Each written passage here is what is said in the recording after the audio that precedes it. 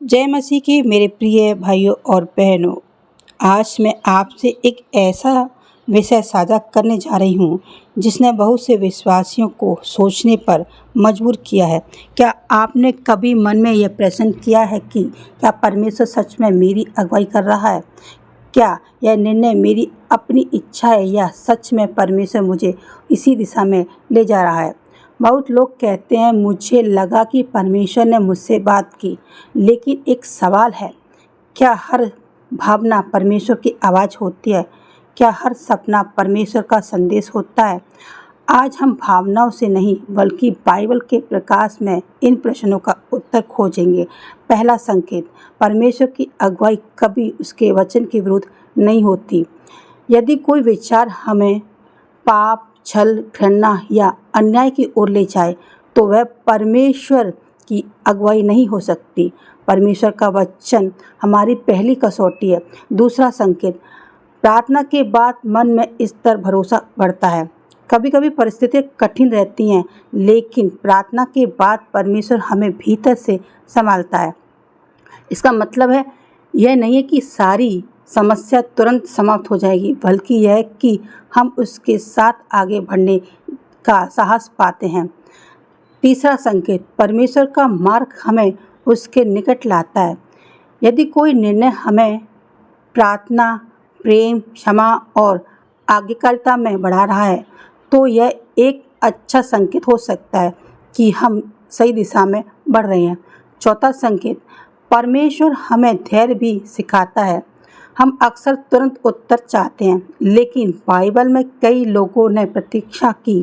कभी कभी परमेश्वर केवल मंजिल नहीं देता, वह पहले हमारे चरित्र को तैयार करता है। पांचवा संकेत, हम सीखने और परखने के लिए तैयार रहते हैं।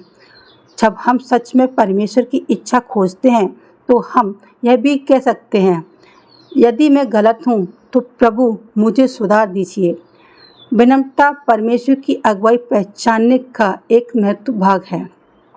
सपने के बारे में एक महत्वपूर्ण बात, बाइबल में ऐसे अवसर हैं जब परमेश्वर ने सपनों के द्वारा मार्गदर्शन दिया, लेकिन बाइबल यह नहीं सिखाती कि हर सपना परमेश्वर का संदेश होता है।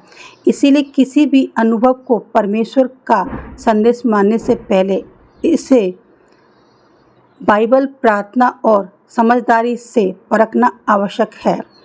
अंतिम संदेश में ये देना चाहूँगी दोस्तों, यदि आप सचमुच परमेश्वर की इच्छा जानना चाहते हैं तो केवल यह मत पूछिए, प्रभु मुझे क्या करना चाहिए। यह भी पूछिए, प्रभु मुझे कैसा व्यक्ति बनना चाहिए।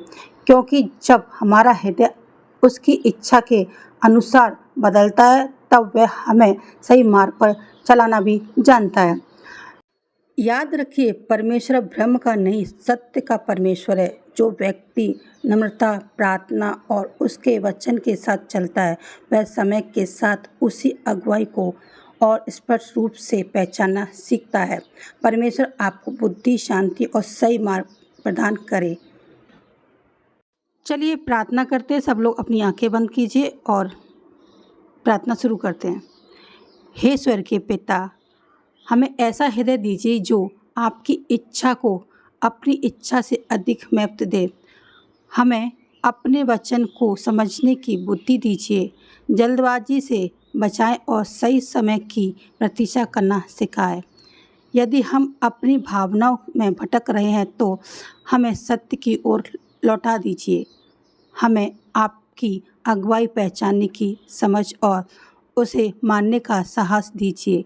यह प्रार्थना हम प्रभु यीशु मसीह के नाम में मांगते हैं। आमीन।